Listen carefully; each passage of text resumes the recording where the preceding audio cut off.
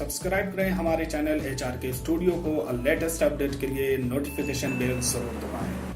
नमस्कार दोस्तों, स्वागत है आपका HRK स्टूडियोज़ के चैनल में। और आज हम बात करेंगे school of Sanskrit and Indic studies Jawaharlal Nehru विश्वविद्यालय नई दिल्ली की प्रवेश परीक्षा का, जो उसका संस्कृत विषय है, संस्कृत की प्रवेश परीक्षा के बारे में आज हम चर्चा करेंगे। और इसके पहले एक वीडियो HRK स्टूडियो की तरफ से जारी किया गया है MA एंट्रेंस के लिए, आप उसमें भी बेसिक चीज़ें आप उससे देख सकते हैं। तो ज़्यादा समय ना लेते हुए हम MPhil एंट्रेंस के सिलेबस पे और उसकी पाठ्य सामग्री पे चर्चा कर लेते हैं। MPhil एंट्रेंस एग्ज़ाम भी इस बार पूरा बहुविकल्पी प्रकार से आएगा। पहले व्यवस्था बदल चुकी है, पहले का पैटर्न चेंज हो चुका है। अब आपको सिर्फ बहुविकल्पी प्रकार के प्रश्नों के उत्तर देने होंगे, जो कंप्यूटर बेस्ड होगा, जिसमें MPhil का जो सिलेबस है, जो आपसे रिक्वायरमेंट है कि वो आप देखेंगे, वो इस प्रकार है कि आपको सबसे पहले इंडियन फिलोसॉफिकल सिस्टम यानी भारतीय दार्शनिक पद्धतियों पर आपको सबसे पहला ये पॉइंट इनका है जो कि ये कवर करने हैं। और इसमें आपको भारतीय दर्शन की सारी विधाओं को जानना है, उसके बारे में आपको डीप स्टडी करनी है, गंभीर अध्ययन करें। और उसका आस्तिक और नास्तिक, नास्तिक में 3 प्रकार के दर्शन हैं, चारवाक, बौद्ध और जैन। इनके तीनों के सिद्धांत और उनके आचार्य, उनकी आचार्य परंपरा, प्रमुख सिद्धांत और उसके मुख्य ग्रंथ, टेक्स्ट, उनकी भाषा, जैसे बौद्धों की भाषा पाली है, जैन ग्रंथों में अपभ्रंश और प्राकृत भाषाओं का इस्तेमाल है, और उनके संस्कृत में भी अपने ट्रेडिशंस हैं। तो बाद में जब संस्कृत में आता है तो उसको भी आपको पढ़ना है। और इसके लिए आप आचार्य माधव हैं, जो माधवाचार्य, उनका सर्वदर्शन संग्रह आप देख सकते हैं। सर्वदर्शन संग्रह से आपको चारवाक, बौद्ध और जैन के सिद्धांतों के बारे में जानकारी हो जाएगी। बाकी द्वितीय सोर्स से कोई भी सेकेंडरी बुक जो होती हैं इंडियन फिलोसफी की, भारतीय दर्शन का इतिहास या भारतीय दर्शन का परिचय, जो भी ऐसे करके हैं, सिन्हा की बुक है या CD शर्मा जी की है, दास एंड गुप्त की है, वो आप कोई भी एक किताब उठा के आप इसको इंडियन फिलोसफिकल सिस्टम्स को ओवरव्यू इनका पूरा आप जानते रहें। दूसरा, ट्रेडिशन ऑफ योगा एंड साधना। इसमें योग और साधना 2 चीज़ें हैं। तो आप योग के अंतर्गत जो योग दर्शन की जो परंपरा है हमारे यहाँ, उसका टेस्ट जो है पातंजल योग सूत्र है, उस पर भाष्य हैं। और इसके लिए आप सुरेश चंद्र श्रीवास्तव की पुस्तक जो है पातंजल योग दर्शन, आप उसको देखिए, उसमें सूत्र हैं, उसकी व्याख्याएं हैं और योग दर्शन के सिद्धांतों का वर्णन है, साधना पद्धतियों का वर्णन है। और यहाँ साधना है तो मैं आपको रिकमेंड ये करूँगा कि आप बौद्धों की जो साधना है विपस्सना, उसके बारे में भी आप जानते रहिए पाली के माध्यम से। तो योग की जो पूरी परंपरा है हमारे देश में योग दर्शन की, और आधुनिक समय में वो जो चल रहा है, इसकी आपको जानकारी रखनी है। Sanskrit literature and poetics. Sanskrit literature and poetics में आपको संस्कृत साहित्य के जो प्रमुख विधाएं हैं और उसके जो प्रतिनिधि ग्रंथ हैं और लेखक हैं, उनके बारे में आपको सारी जानकारी रखना है। जैसे गद्य में जो विधाएं हैं गद्य के अंदर, उसमें जो आचार्य हैं, चाहे बाणभट्ट हुए या आचार्य दंडी हुए, इनके जो टेस्ट हैं, उसके कथाएं हैं, पात्र हैं, समय है, उसका आपको जानकारी रखना है। नाटक में आए तो नाटक में कालिदास के नाटक हुए, भवभूति का उत्तर रामचरितम हुआ, और बाकी जो अन्य नाटक मालती माधव हुआ, मुद्रा राक्षस हुआ। मुद्रा राक्षस बहुत ही महत्वपूर्ण ऐतिहासिक नाटक है।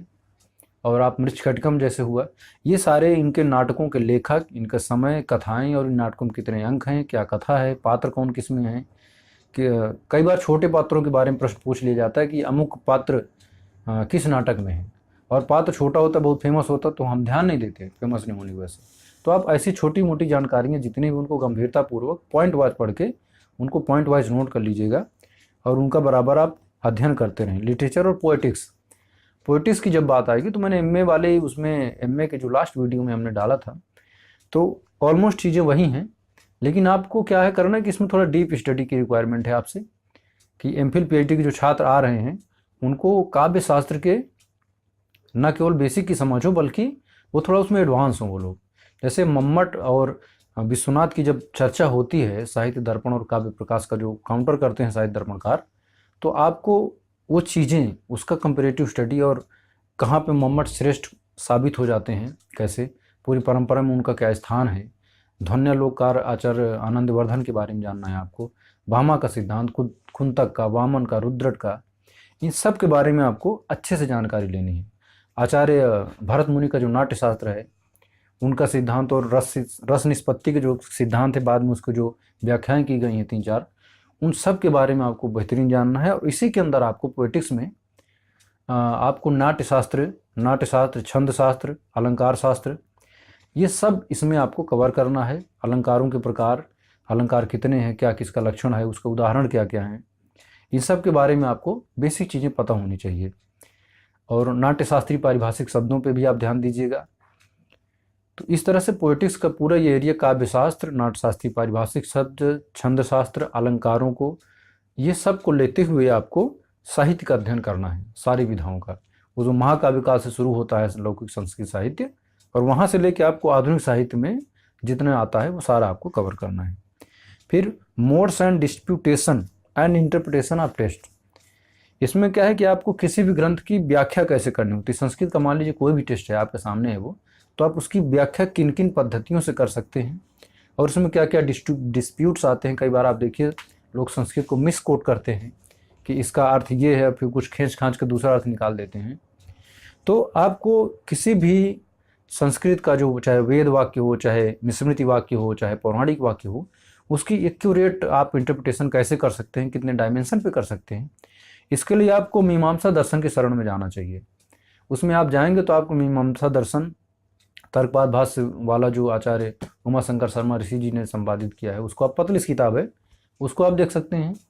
लवक्षी भास्कर का जो अर्थ संग्रह है आप उसको देख सकते हैं। अर्थ संग्रह की व्याख्या पद्धति आप देखिए। और मीमांसा दर्शन में और जो प्रमाण मीमांसा की जाएगी कि आप किसी भी संस्कृत टेक्स्ट को कैसे इंटरप्रेट उसको किया जाता है, उसके एक्यूरेट मीनिंग तक कैसे पहुंचा जाता है, जहाँ की ढेर सारे अर्थ निकल रहे हों किसी शब्द के, वाक्य के, चाहे वो वेद वाक्य हो, चाहे स्मृति वाक्य हो, या जो भी हो, तो उसमें व्याख्या पद्धति कौन सी यूज की जानी चाहिए। इसके लिए आप न्याय का जो, न्याय दर्शन का जो तर्क का जो पद्धति है, लॉजिक है उसका, उसको आप पढ़िए अच्छे से। और मीमांसा दर्शन में आप आएंगे तो मीमांसा दर्शन में जैसे अर्थ संग्रह आप पढ़ेंगे तो उसमें आपको मिलेगा कि व्याख्या पद्धति कितने प्रकार की होती, कैसे की जाती है।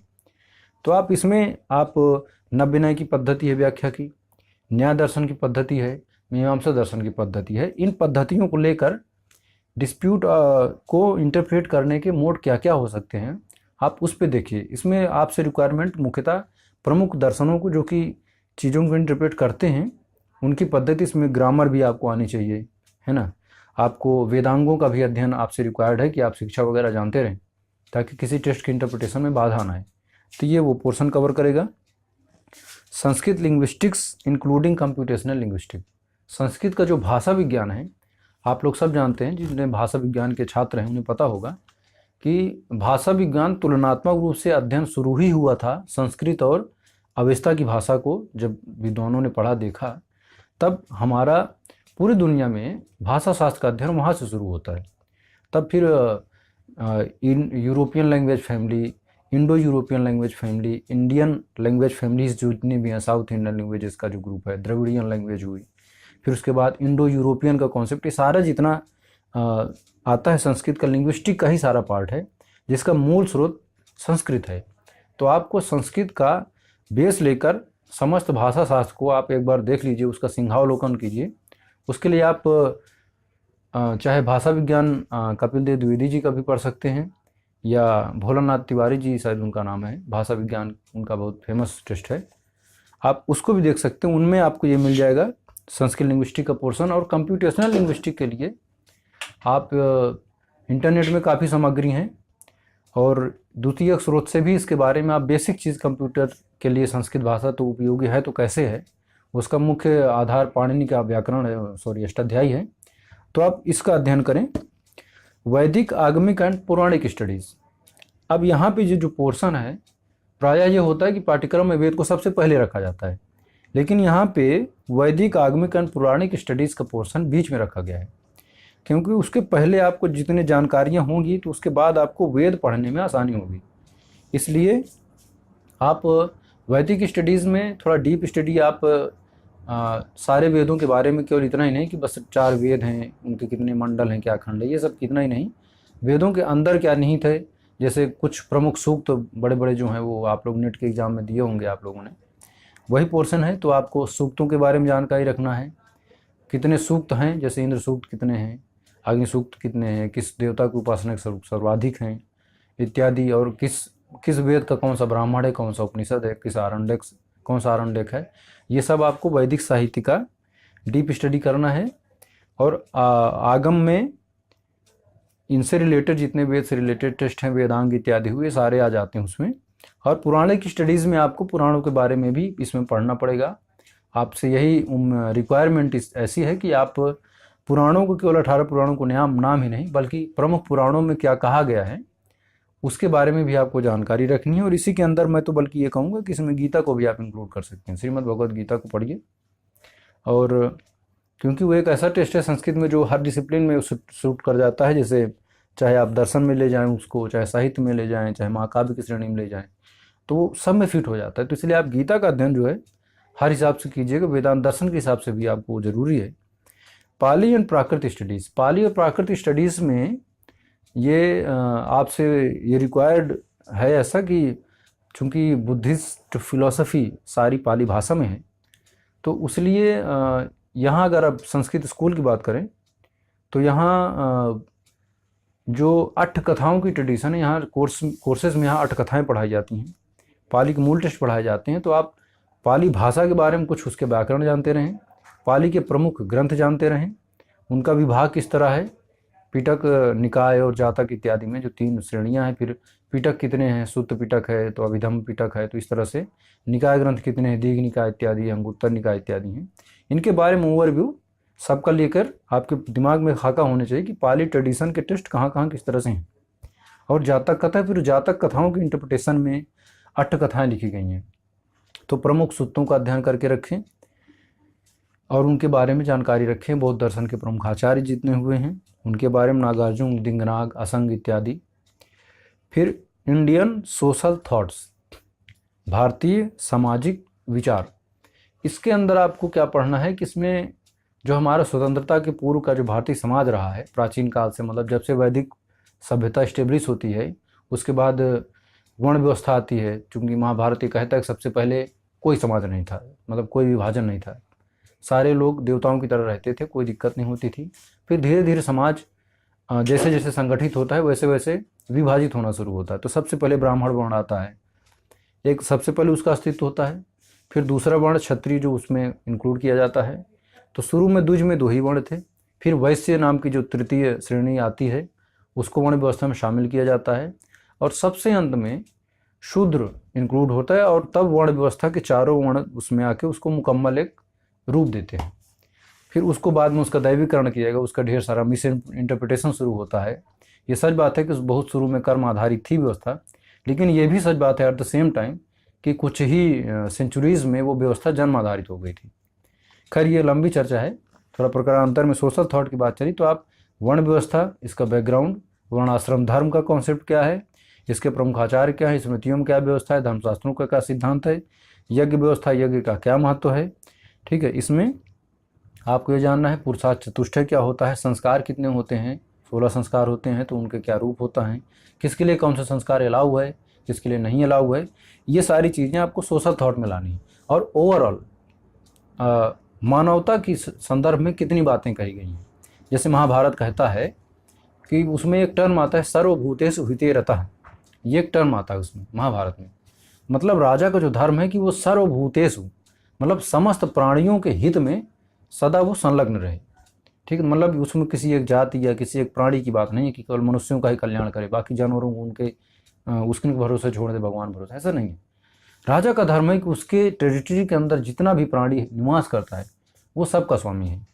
तो सबके कल्याण और सबको वो श्योर करे कि राज्य उनको सुरक्षित रखे हुए है, वो अपना अपना काम अच्छे से कर पा रहे हैं बिना भय के, उनको कोई दिक्कत नहीं है। ये सब तो इस तरह से जो सोशल थॉट में मतलब बहुत सारी नकारात्मक बातों के साथ कुछ चीज़ें बहुत सकारात्मक भी हैं, कुछ चीज़ें बड़े व्यवस्थित भी हैं, तो उनकी तरफ ध्यान दीजिए। सकारात्मक पक्ष को उभारने की कोशिश कीजिए अपने अध्ययन में भी, और वो रिफ्लेक्ट होना चाहिए आपको जब आप एंट्रेंस का एग्जाम दे रहे हों। तो सोशल थॉट में आपको यही सब चीज़ें देखनी है। आगे बढ़ेंगे तो इसमें आएगा रिलीजियस स्टडीज़। जो रिलीजियस स्टडीज़ का पोर्शन है उसमें अब पहली बार चूंकि कोर्स में ये सब इंट्रोड्यूस हो रहा है, क्योंकि संस्कृत स्कूल बनने के बाद ये सब नई चीज़ें इंक्लूड हो रही हैं। तो रिलीजियस स्टडीज़ में आपको, जैसे हमारे यहाँ जब इस्लाम का आगमन नहीं हुआ था तो उसके पहले ही एक हिंदू नाम का कोई शब्द नहीं था इस ट्रेडिशन में। वैष्णव हुआ करते थे, शैव हुआ करते थे, बौद्ध थे, तो कुछ तांत्रिक होते थे, तंत्र शास्त्र के या तंत्र दर्शन का जो मानने वाले, कश्मीरी रीजन में हमारा जो तंत्र शास्त्र चलता था। तो इस तरह से बहुत ढेर सारे स्कूल्स केवल दर्शन के आधार पर नहीं थे, उनको धर्म के आधार पे भी दार्शनिक संप्रदायों का धार्मिकरण भी हुआ था।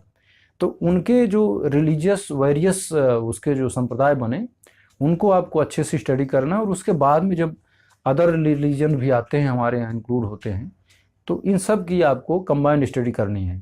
बहुत ज़्यादा डीप स्टडी ज़रूरत नहीं है, ऊपर ऊपर जानकारी रखिए बाकियों की। लेकिन जैसे वैष्णव हुए, बौद्ध हुए, जैन हुए और शैव हुए, इस तरह का जो वेदांत में भी ढेर सारा जो जैसे अद्वैत वेदांत हुआ, विशिष्टाद्वैत वेदांत हुआ, इस तरह जो बढ़ता है तो आप साउथ में अभी भी वो ट्रेडिशंस हैं। ठीक है, तो ऐसा लगता है वो पूरा ये अलग धार्मिक परंपरा ही लेके चल रहे हैं, तो उनका आप लोग स्टडी अच्छे से कीजिएगा। Sanskrit manuscriptology, issues in Sanskrit studies and research, ये पोर्शन पांडुलिपि शास्त्र के बारे में है, जिसमें आपको पांडुलिपियाँ कितने प्रकार की होती हैं, किन किन पदार्थों पे पांडुलिपियों का लेखन होता है, भारतीय पांडुलिपि कहाँ से शुरू होती है। जैसे अगर हम फैक्ट की बात करें तो सबसे पहली जो ज्ञात लिपि है जो पढ़ी गई है वो ब्राह्मी लिपि है हमारे देश में, जो अशोक के शिलालेखों से प्राप्त होती है। ठीक है, अब उसकी कथाएं अलग हैं, कथाओं पे मत जाइएगा, वैज्ञानिक अध्ययन कीजिएगा। ठीक है, क्योंकि कहा जाता है कि ब्रह्मा ने अपनी बेटी को पढ़ाने के लिए ब्राह्मी लिपि बनाई थी, लेकिन बस ये वैसी है जैसे गाँव में कथाएँ हमारी दादियाँ सुनाती हैं पुराने लोग। तो ये कथा है, इसका ऐतिहासिकता से कोई संबंध नहीं है, क्योंकि ये भी सच बात है कि ब्राह्मी लिपि का पहला लेख, वेरी फर्स्ट टाइम जो भी शिलालेख वगैरह लिखा गया वो बौद्धों का था। ठीक है, अशोक के द्वारा लिखाया गया था। तो इस तरह से वहाँ से जो परंपरा चलती है प्रस्तर लेख से, कभी छेनी हथौड़ी टाँक टाँक के उसको लिपियों को लिखा गया, उसके बाद फिर बाद में कच्ची मिट्टी पे लिख कर उसको धारदार नुकीले पदार्थ से लिख के पेन से इत्यादि से फिर उसको पका लिया जाता था। तो मतलब उनका एक काल है, उनकी वजह से हमारी मानवता का एक चलने का समय है कि किस तरह हम लोग जंगल से फिर निवास नगरों में शुरू किए, किस तरह सिविलाइज हुए। इसी तरह लिपियों की यात्रा प्रारंभ होती है हमारे देश में। ठीक है, पहले पत्थरों पे लिखा गया, छेनी हथौड़ी से लिखा जाता था, फिर कच्ची मिट्टी पे लिख के उसको पका लिया जाता था, फिर नुकीले पदार्थ से लेखन मतलब घिस के लिखने वाला ट्रेडिशन शुरू होता है, फिर अन्य लिपियों का विकास होता है। जैसे पहले ब्राह्मी थी, फिर उसके बाद खरोष्टी लिपि भी आती है, साउथ इंडियन स्क्रिप्ट काफ़ी उसमें फिर बाद में आ जाती हैं प्रकारांतर में। उन्हीं के क्रमशः विकास करते करते हम देवनागरी लिपि में पहुँचते हैं। ठीक है, पहले भाषा की बात की जाए तो सबसे पहले पाली में, प्राकृत में, अपभ्रंश में, इन सब में, फिर बाद में जब संस्कृत बहुत बाद में आकर ऑफिशियल लैंग्वेज बनती है गुप्त काल से, तो वहाँ से फिर संस्कृत में भी लेखों को मिलना शुरू हो जाता है।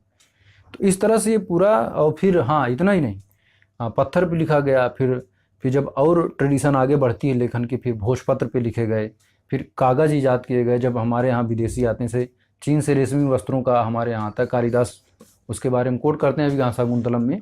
जब राजा दुष्यंत अपने हस्तिनापुर की ओर लौटते हैं तो वो बोलते हैं कि मेरा मन शकुंतला की तरफ उसी तरह आश्रम की तरफ जा रहा है जैसे चीन में निर्मित रेशमी कपड़े का जो पताका होती है कि डंडा आगे जाता है उसको लेकर जबरदस्ती, लेकिन पताका पीछे की तरफ फैलती है।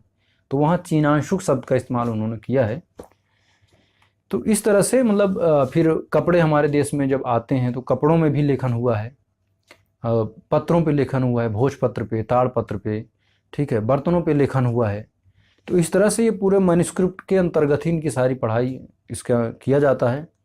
और ये भी है कि उनका संरक्षण कैसे किया जाता है पांडुलिपियों का, इसके बारे में आप लोग, और आज के संस्कृत अध्ययन में क्योंकि तकरीबन 20 लाख के आसपास ऐसी पांडुलिपियाँ आज भी पड़ी हैं जो प्रकाशित नहीं हैं, लोगों के घरों में हैं।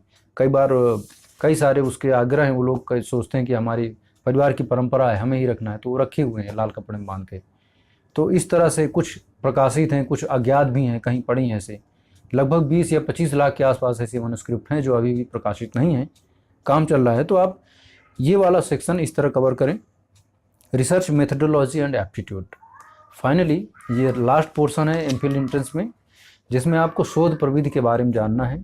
उसके लिए आप अगर आप थोड़ा प्रयास करेंगे तो कुछ इंटरनेट पे भी मिल जाएगा, वरना इस पे कई सारे लोगों ने किताबें भी लिखी हैं, आप उसको देख लीजिए।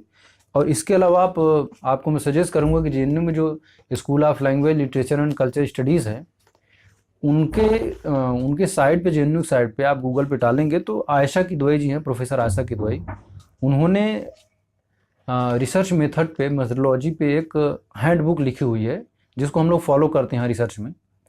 तो उसमें आप उसको एक बार ज़रूर डाउनलोड कर लीजिएगा, पीडीएफ फाइल है, उसको डाउनलोड करके सावधानीपूर्वक देखिएगा कि रिसर्च मेथडोलॉजी क्या होती है, कितने प्रकार की होती है, शोध कैसे किया जाता है, क्यों किया जाता है, और एक शोधकर्ता जो होता है या शोधकर्त्री होती है जो, उनको आग्रह पूर्वाग्रह इत्यादि से कैसे बचना होता है, और एक निष्पक्ष मस्तिष्क के द्वारा कैसे रिसर्च किया जाता है, ये इसमें आप लोग को जानने को मिलेगा। और ऐसे ही इससे संबंधित प्रश्न आएंगे आपको। और जब आप एमफिल का तैयारी करेंगे तो इसमें रिटन क्वालिफाई के बाद आपको वाइबा भी देना होगा। तो वाइबा में आपको ये सब लास्ट वाला पोर्शन बहुत काम आने वाला है रिसर्च मेथडोलॉजी का, क्योंकि इसी के माध्यम से आप, जो मैंने अभी आपको बताया प्रोफेसर आशा किदवई जी का नाम लिया मैंने, तो उनके जो हैंडबुक पढ़ी है उसी में आपको वो प्रोफार्मा दिया हुआ है कि आपको सिनॉप्सिस कैसे बनानी है, कि एक टाइटल देना है, उसके बाद आपको अपना नाम कहाँ लिखना है, फिर शुरुआत करें तो इंट्रोडक्शन देना है, स्कोप एंड ऑब्जेक्टिव देना है, ठीक है। उसके बाद प्रीवियस वर्क कितना हुआ है उस क्षेत्र में, और आपका काम कैसे अलग है पहले हुए कामों से, आप क्या नया लेके आने वाले हैं। फिर उसके बाद आप मेथडोलॉजी कौन सी यूज़ करेंगे, उसके लिए रिक्वायर्ड क्या रहेंगी आपकी, फिर उसका टेंटेटिव चैप्टराइजेशन कैसे करेंगे, फिर आप प्राइमरी सोर्सेज कौन सी यूज़ करेंगे।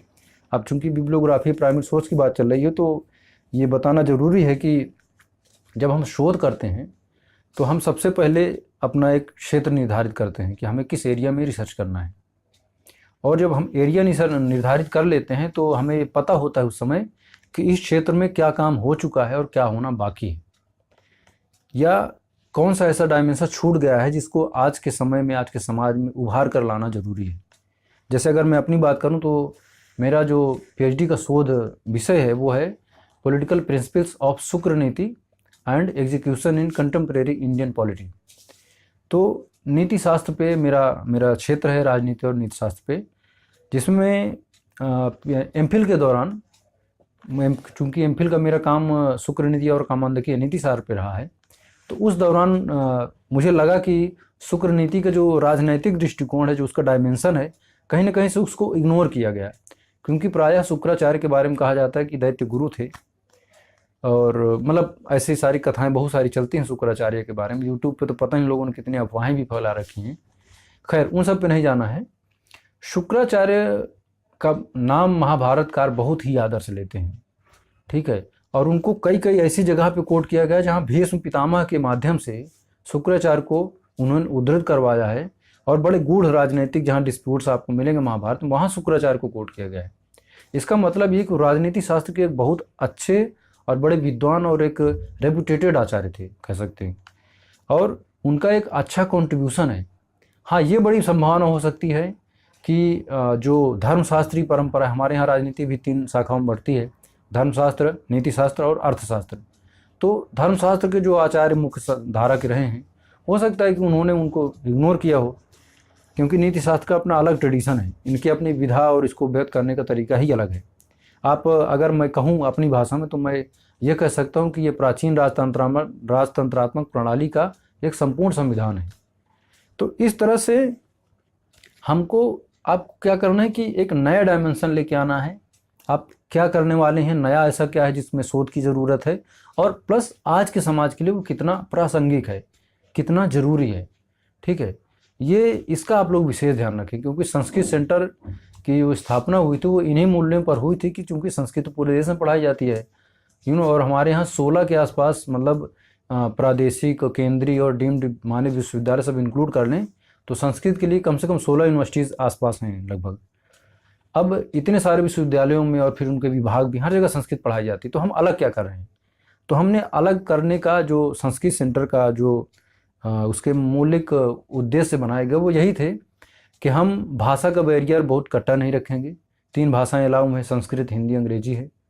और हम इसमें परंपरागत चीज़ों को, शास्त्र को तो लेकर चलेंगे ही, प्लस आज के समाज में हम इसको और कितना प्रासंगिक बना सकते हैं, या आज की राजनीति को, समाज में व्याप्त भ्रष्टाचार को हम सीधे अपने टेस्ट के माध्यम से कैसे कनेक्ट करके दूर कर सकते हैं।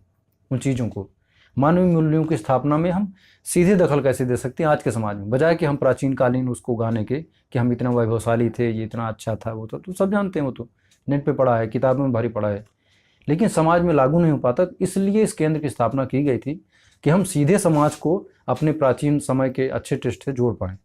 तो आप इन सारे उद्देश्यों को ध्यान में रख कर आप एमफिल की तैयारी करें। और इसकी मुख्य रीडिंग तो मैं साथ में बताता ही चला हूँ। बाकी आप लोग बीए और एमए का जितना आपने अभी तक पढ़ा है उसको सब लिस्टिंग कीजिए उसकी, और आपकी यूनिवर्सिटीज़ में या जहाँ भी जो सिलेबस रिकमेंड किया गया था उसको एक बार सावधानी से और पूरा पढ़िए। ठीक है, दर्शन में जैसे आपको तर्क संग्रह पढ़ना है तो उससे आपको मोटा मोटी जो है प्रमाण मीमांसा इत्यादि की अच्छी जानकारी हो जाएगी। ठीक है, बौद्धों का प्रमाण वगैरह आपको जानना है, उसके लिए आप सर्वदर्शन संग्रह देख सकते हैं। दर्शन पे फोकस कीजिएगा, व्याकरण के भी दर्शन पे आपको फोकस करना है, क्योंकि इसमें जो संस्कृत ग्रामर आएगी उसमें आप लोग ध्यान दीजिएगा कि संस्कृत ग्रामर एंड जो ग्रामेटिकल थ्योरीज हैं, Sanskrit grammar and grammatical theories, उसमें आपको लघु सिद्धांत कौमुदी पढ़ना है, जिसमें आपको संज्ञा, संधि, समास, कारक ये सब तो कवर करना है। इसके थोड़ा सा एक स्टेप आगे लेना है, मतलब आपको निरुक्त पढ़ना है।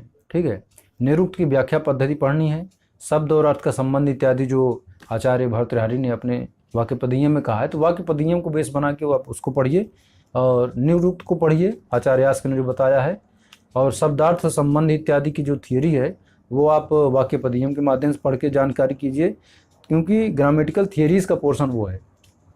इस तरह से आप महाभाष्य का पसपसाहनी का पढ़िए। ये सब आपसे रिक्वायरमेंट इसकी Sanskrit grammar and grammatical portion के तहत होगी। शॉर्ट में जल्दी से पीएचडी के सिलेबस की भी बात कर लेते हैं। देखिए, एमफिल और पीएचडी का सिलेबस एंट्रेंस वाला बहुत ज़्यादा उसमें अंतर नहीं है, चीज़ें ज़्यादातर सेम है, और बस यही कि आपको मेथडोलॉजी पे, रिसर्च मेथडोलॉजी पे ज़्यादा फोकस रखना है, और टेस्ट के इंटरप्रिटेशन पे ज़्यादा सावधानीपूर्वक ध्यान देना है, तथा हर डिसिप्लिन के दार्शनिक पक्ष को ज़्यादा उभारना है। ध्यान दीजिएगा, जैसे जैसे पढ़ाई आगे बढ़ती है तो हम किसी भी डिसिप्लिन के फिलोसफिकल पक्ष की ओर ज़्यादा ध्यान देते हैं।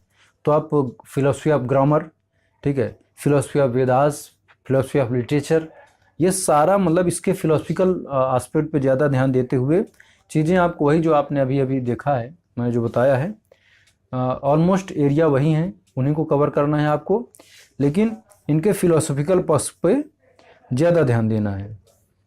ठीक है, जैसे ऑलमोस्ट चीज़ें सेम है, रिलीजियस स्टडीज़ हुआ, संस्कृत मैन्युस्क्रिप्टोलॉजी है, संस्कृत मेथडोलॉजी है रिसर्च की, tradition of science in India.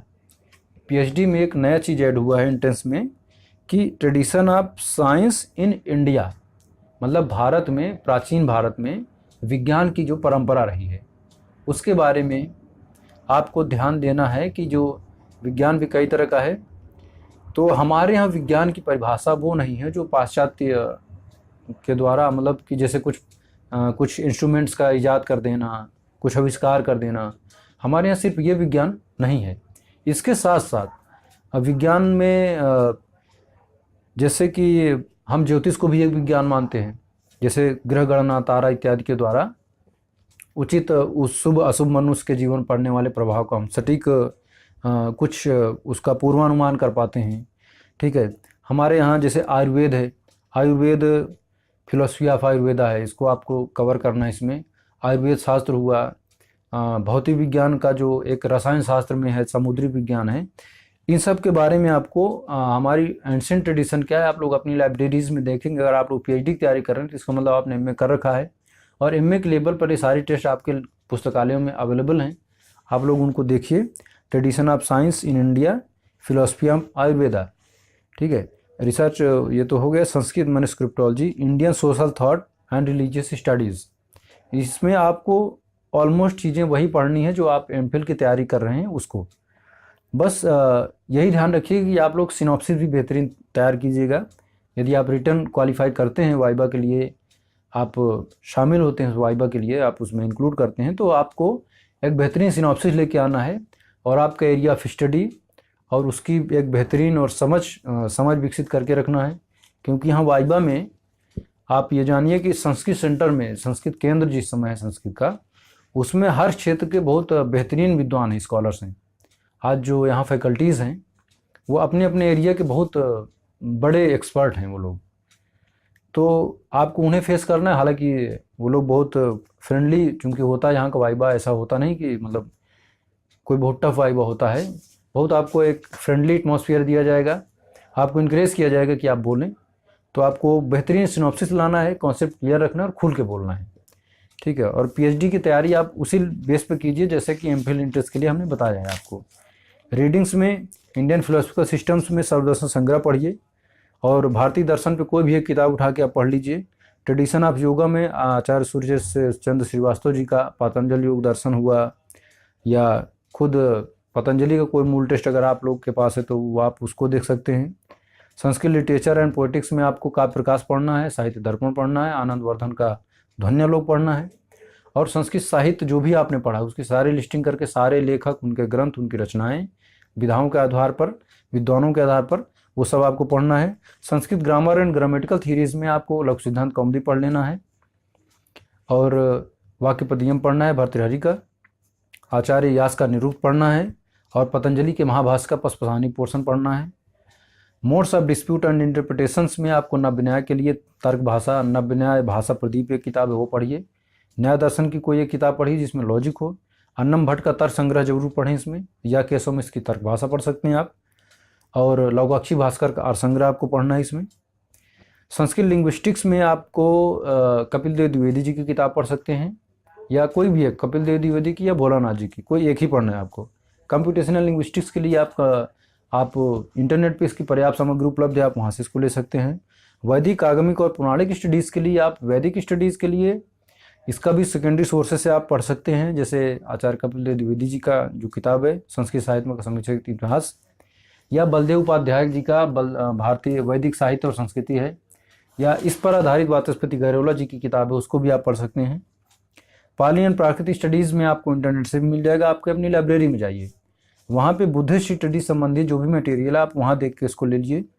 Indian social thought और रिलीजियस स्टडीज़, सोशल थॉट्स में आप सेकेंडरी माध्यम से आप वर्ण आश्रम व्यवस्था के बारे में, संस्कार व्यवस्था के बारे में आप पढ़ें। रिलीजियस स्टडीज़ भी आपको इंटरनेट पे ज़बरदस्त मटेरियल मिलेगा, और जो यूपीएससी की तैयारी करते हैं उसमें जो संस्कृति वाला पोर्शन है वहाँ से भी आपको थोड़ी मोड़ी मदद मिल जाएगी इसमें।